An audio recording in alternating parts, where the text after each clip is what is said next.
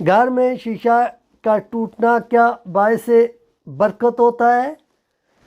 اسلام کے اندر ہر دنیا کی بات کی وضاحت موجود ہے۔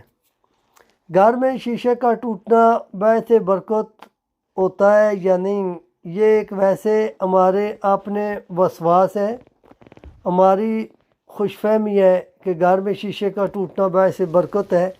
ایز اے مسلمان باعث برکت گھر میں نماز، روزہ، قرآن پاک کی تلاوت، ذکر اذکار، نبی علیہ الصلوۃ والسلام پہ درود پاک، ان چیزوں کے اہتمام سے گھر کے اندر جان مال کے اندر برکت آتی ہے، اور کسی چیز کے ٹوٹنے یا جڑنے سے کوئی باعث برکت کا وجود نہیں ہے۔ یہ ویسے ہمارے اپنی طرف سے ایک من گھڑت مسئلے ہیں۔